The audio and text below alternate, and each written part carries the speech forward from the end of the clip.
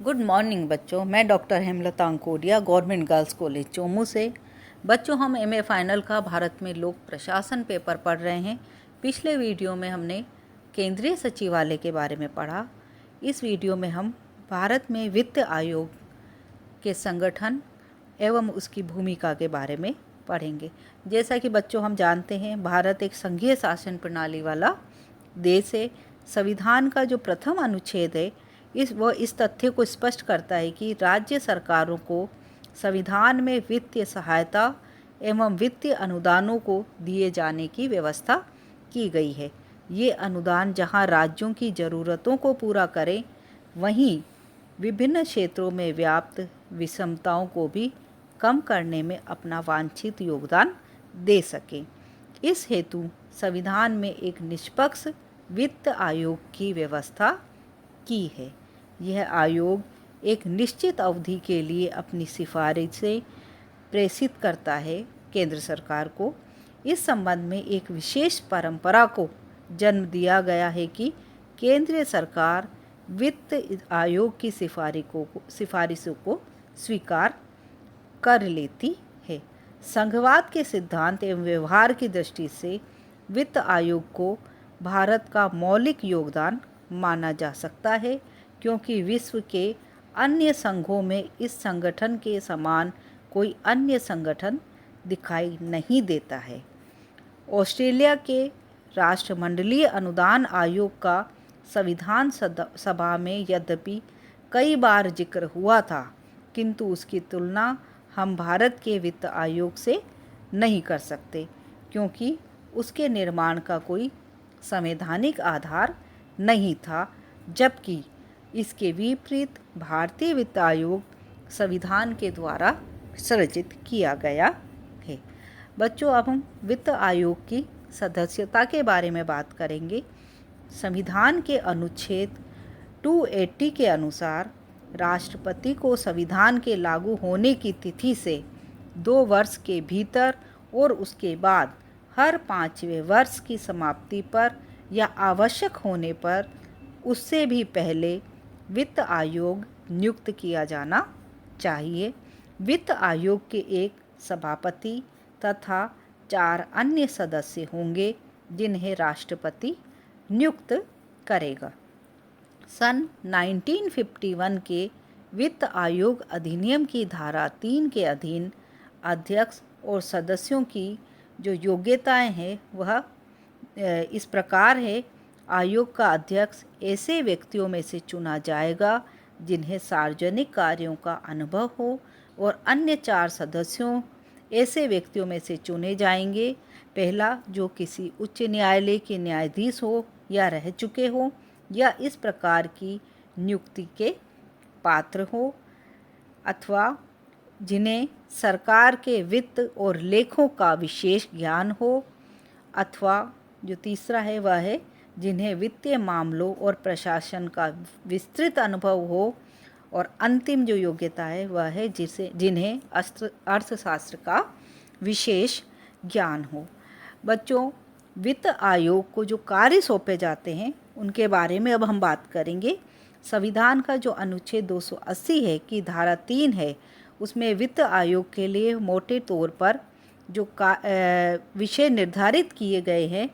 वित्त आयोग का यह कर्तव्य होगा कि वह राष्ट्रपति को कुछ बातों में अपनी सिफारिशें प्रस्तुत करें, जिसमें पहला है संघ तथा राज्यों के बीच में करों के शुद्ध आगम को जो इस अध्याय के अधीन उनमें विभाजित होता है या हो, वितरण के विषय में, तथा राज्यों के बीच ऐसे आगम के तत्संबंधी अंशों के बंटवारे के बारे में। दूसरा है भारत की संचित निधि में से राज्यों के राजस्व में सहायता अनुदान को शासित करने वाले सिद्धांतों के बारे में। और दूसरे का वह है राज्य के वित्त आयोग द्वारा की गई सिफारिशों के आधार पर राज्य में पंचायतों के संसाधनों की अनुपूर्ति के लिए किसी राज्य की संचित निधि के संवर्धन के लिए आवश्यक अध्युपायों के बारे में। तीसरा है राज्य के वित्त आयोग द्वारा की गई सिफारिशों के आधार पर राज्य में नगरपालिकाओं के संसाधनों की अनुपूर्ति के लिए किसी राज्य की संचित निधि के संवर्धन के लिए आवश्यक अध्युपायों के बारे में। चौथा है सुस्थिर वित्त के हित में राष्ट्रपति द्वारा आयोग को सौंपे हुए किसी अन्य विषय के बारे में राष्ट्रपति को सिफारिश करें। मतलब इन कार्यों के बारे में वित्त आयोग राष्ट्रपति को सिफारिश करते हैं। अब हम बात करेंगे वित्त आयोग और उसके सदस्यों की कार्यविधि के बारे में। वित्त आयोग की नियुक्ति केंद्रीय वित्त मंत्रालय द्वारा राष्ट्रपति के आदेश की घोषणा से की जाती है। यह घोषणा साधारणतः संसद में संघ का बजट प्रस्तुत किए जाने के बाद की जाती है। वित्त आयोग उस तिथि से अस्तित्व में आ जाता है जिस तिथि को उसका अध्यक्ष और सदस्य अपने पद का कार्यभार संभालते हैं। यह तिथि राष्ट्रपति के आदेश में दी हुई होती है। वित्त आयोग की कार्यविधि भी राष्ट्रपति के आदेश में दे दी जाती है। प्रतिवेदन के प्रस्तुत होने पर आयोग का अस्तित्व समाप्त हो जाता है। वित्त आयोग की कार्यविधि का औसत लगभग 14 महीने रहता है, किंतु प्रत्येक आयोग की अवधि अलग अलग थी। कम से कम अवधि तीसरे वित्त आयोग की रही जिसमें 12 महीने काम किया। 10वें महीने ने अधिक से अधिक समय लिया और उसकी कार्यप्रणाली लगभग 30 महीने रही। बच्चों, अब हम वित्त आयोग की कार्यप्रणाली के बारे में बात कर रहे हैं। भारत सरकार द्वारा वित्त आयोग के निर्माण की घोषणा के तुरंत बाद उसके सदस्य पद संभाल लेते हैं और आयोग के कार्यक्रम निर्धारित कर लेते हैं। सर्वप्रथम वित्त आयोग राज्य सरकारों को पत्र लिखकर उनसे आगामी 5 वर्षों में उनके सामान्य राजस्व, व्यय और राजस्व से प्राप्त आय के आकलन को देने को कहते हैं। इन आकलनों को प्राप्त होने पर आयोग इन आकलनों की विश्वसनीयता की जांच करता है और आवश्यक स्पष्टीकरण के लिए राज्यों के संबंधित अधिकारियों को दिल्ली बुलाता है। इन स्पष्टीकरणों के बाद आयोग आकलनों में से असाधारण एवं असामान्य मदों को निकालकर उन्हें विभिन्न राज्यों में परस्पर तुलनीय रूप देता है। यह आयोग के कार्य का पहला चरण है। दूसरे चरण में आयोग सभी राज्यों का मुख्यतः उनकी राजधानी जाकर दौरे करता है। इन दौरों का उद्देश्य वित्तीय सहायता के संबंध में प्रत्येक राज्य का पक्ष सुनना होता है। सामान्यतः आयोग प्रत्येक राज्य के मुख्यमंत्री और वित्त मंत्री तथा उसके सहायकों से बात करता है। प्रत्येक राज्य निरपवाद रूप से अधिक वित्तीय सहायता के लिए अपना पक्ष समर्थ करते हुए ज्ञापन देता है। सामान्यतः यह सुनवाई बंद कमरे में होती है, यद्यपि प्रेस विज्ञप्तियों द्वारा समाचार पत्रों में उसका प्रचार होता है। इसके अलावा आयोग सामान्यतः व्यक्तियों और संस्थाओं से भी ज्ञापन प्राप्त कर सकता है और उनकी सुनवाई भी कर सकता है। वह ऐसा करता भी है। भारत जैसे देश में जहां लाखों विशेषज्ञ हैं, काफ़ी समय लेने वाले और कठिन द्वितीय चरण स्थिति को पूरा करने के बाद रिपोर्ट तैयार करने और उसे अंतिम रूप देने के लिए आयोग अपनी बैठकें दिल्ली में आयोजित करता है।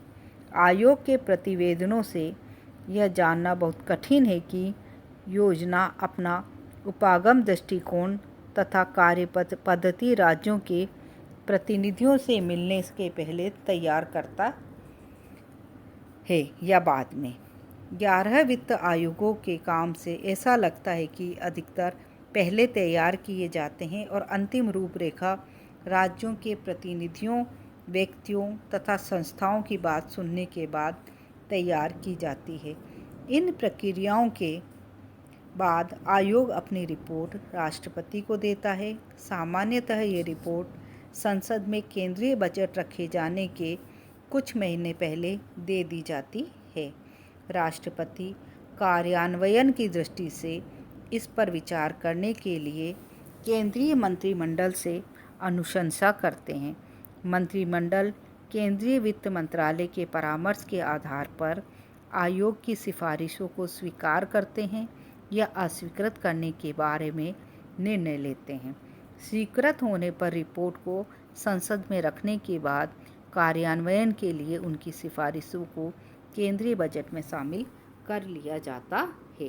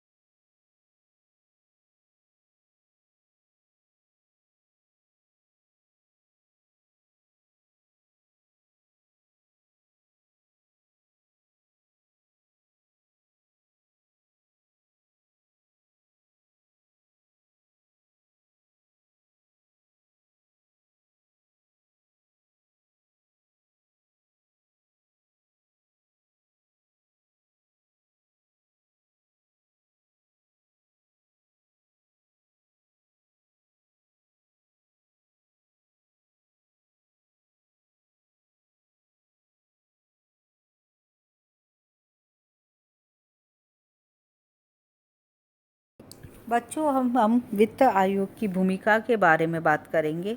वित्त आयोग भारत सरकार एवं राज्य सरकारों के वित्तीय संसाधनों को नियमित, समन्वित एवं एकीकृत करने का महत्वपूर्ण संगठन है। यह एक संघीय संस्था है जिसे दीवानी न्यायालय का स्तर प्राप्त है एवं यह स्वयं अपनी प्रक्रिया को निर्धारित करता है। संवैधानिक संदर्भ में यह एक सलाहकार संस्था है जिसकी सिफारिशों को मानने के लिए राष्ट्रपति बाध्य नहीं है, किंतु व्यवहार में इसकी सिफारिशें मान ली जाती हैं। इसका काम मुख्य रूप से संघ सरकार से राज्यों को राजस्व के असंतुलनों को कम करने की दृष्टि से वित्तीय हस्तांतरण की सिफारिश करना है। वित्त आयोग के कार्य का मुख्य महत्व इस बात में है कि वह संघात्मक शासन पद्धति की वित्त व्यवस्था को स्थिर बनाने में निष्पक्ष तथा तटस्थ दृष्टिकोण अपनाता है। भारत में वित्त वितरण के प्रश्न को संघ तथा राज्य के मध्य अन्य राजनीतिक विवादों से दूर रखने का श्रेय इसी को प्राप्त है। भारतीय संघ व्यवस्था में वित्त आयोग राज्यों तथा संघ के मध्य ऐसे प्रत्यावरोधों का कार्य करता है जो एक और निरंतर अधिक वित्त की मांग करने वाले राज्यों में राजनीतिक दबाव से संघ की रक्षा करता है, दूसरी ओर आवश्यकताग्रस्त राज्यों को यथासंभव सहायता प्रदान करने के लिए संघ को विवश करता है। संघीय सरकार के लिए वित्त आयोग की सिफारिशों के विरुद्ध जाना असंभव होता है।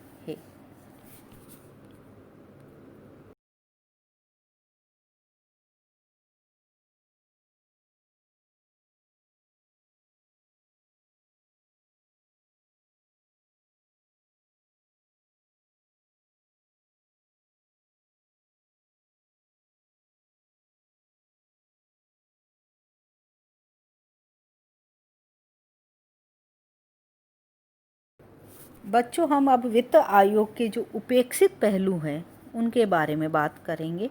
वित्त आयोग की कार्यप्रणाली में कुछ असंगतियां देखी जा सकती है।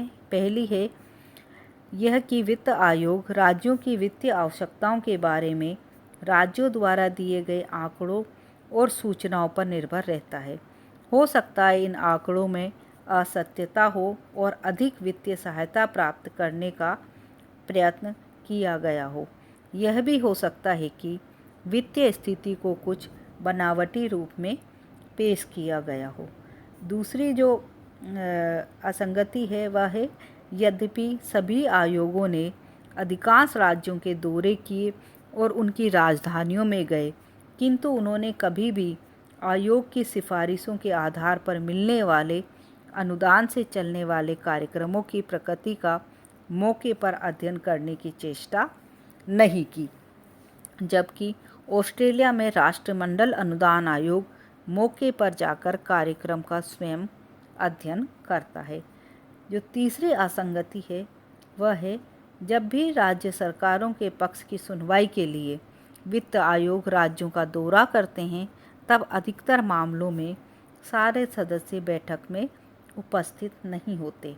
व्यक्तियों तथा संस्थाओं के विचार सुनने का सारा भार अध्यक्ष और सदस्य सचिव पर आ पड़ता है।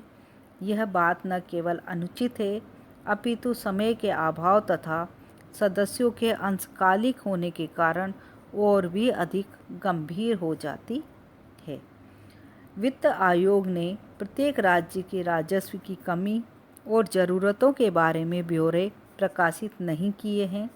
संघ से राज्यों को वित्तीय हस्तांतरणों के बंटवारे के लिए प्रयुक्त अत्यंत महत्वपूर्ण सिद्धांतों की भी उन्होंने स्पष्ट व्याख्या नहीं की। इसके विपरीत ऑस्ट्रेलिया का राष्ट्रमंडलीय अनुदान आयोग अपनी परिगणना तरीकों और धारणाओं को जनता के सामने ब्यौरेवार प्रकाशित करता है, जिससे वहाँ की संघ व्यवस्था में उसका अत्यंत सम्मानजनक स्थान है। सरकारी आयोग ने 1988 में 1988 में कुछ सुझाव दिए हैं। सरकारी आयोग ने सुझाव दिया है कि योजना आयोग में वित्तीय आयोग प्रकोष्ठ स्थापित किया जाना चाहिए जो राज्यों की वित्तीय व्यवस्था को नियंत्रित करे। अपने सुझाव में आयोग ने कहा कि प्रकोष्ठ को वित्त आयोग के मानदंडों में परिवर्तन का वार्षिक अनुमान भी लगाना चाहिए। इसके बाद योजना आयोग वित्त आयोग के पूर्वानुमानों में परिवर्तन व उसके कारण तथा अन्य की वार्षिक समीक्षा को राष्ट्रीय आर्थिक व विकास परिषद के समक्ष पेश करने में समर्थ होगा।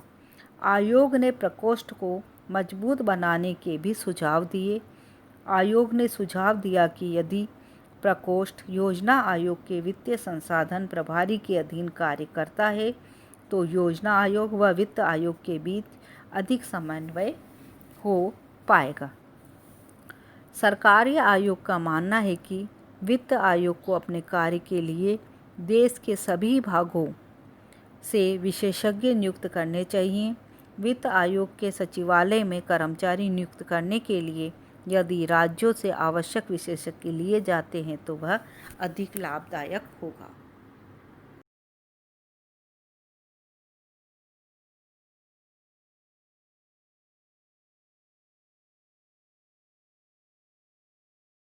धन्यवाद बच्चों।